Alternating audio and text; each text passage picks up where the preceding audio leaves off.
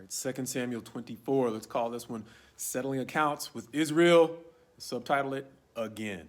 Because early on in the chapter, it is going to say that God was upset with Israel again. And that is going to possibly give us a huge clue as to what seems to be possibly a mystery as to why he wanted to incite David against Israel. But that's exactly what happens in this chapter, where David takes a census, which doesn't seem to be all that odd, considering we have an entire book of the Bible, Numbers, that we've already been through, that in a lot of ways has to deal with God commanding the people to take a census. But that's one of the differences. God did not command this census. David initiated, even though it's literally going to say that he was provoked by God in this version, and in another version, the one in the Chronicles, it's going to say that literally Satan might have been the one that God used to provoke David to do this thing. And so this is one of those instances where we say the very same act can draw two very different responses from God. The census taken in Numbers was blessed by God because it was commanded by God.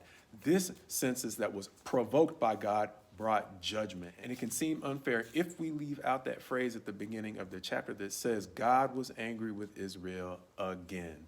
Understanding that if we go back in Israel's history, this may not be it. But if we pay attention to the fact that during David's reign, even though he sinned, the way he was overthrown was by Absalom persuading the nation to turn. And essentially what it says is once the conflict was over and Absalom was dead, the people confessed. They knew that David was the one who had saved them from their enemies, even though he was suffering for his sin. He was suffering a familiar injustice that the people of Israel had gotten in the habit of doing, going all the way back to Moses, when God killed off a generation in the wilderness for making Moses miserable, basically. And throughout the period of the judges, we talked about that cycle where they would accept the help of the judges, but not the counsel of the judges as to how to stay out of their low moments with God. So likewise, here with David, it is not just Absalom's rebellion. There is no sin that prompted Sheba's rebellion, one that likewise caused the northern tribes to turn against David. And so once again, the people, after confessing the fact that they were wrong for following Absalom, are going to turn right around and do the same thing after they had seemingly repented from following Absalom. And so we don't know whether that pattern of Israel rebelling against legitimate leadership is what motivated God to be angry with them again. But when it says again, it seems to make it clear that whatever God was upset about, this wasn't the first time. And so as he uses David as a means to settle accounts with the nation of Israel, David, as he numbers the people, he's going to get what he wants, but he's quickly going to realize that he did not fully count the cost of what he was doing. And so when he gets the census, his heart's going to touch him, and he is going to beg God to take away his iniquity. But much like his sin with Absalom, it's going to come at a cost. And so God's going to give him three options: 3 years of famine for the people, 3 months of him being chased by his enemies again, and finally 3 days of pestilence.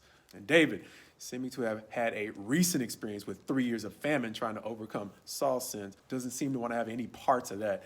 Likewise, doesn't want to seem to have any parts of being chased again, not even for 3 months, understanding the scars he's probably still dealing with, having been chased out of Jerusalem by Absalom.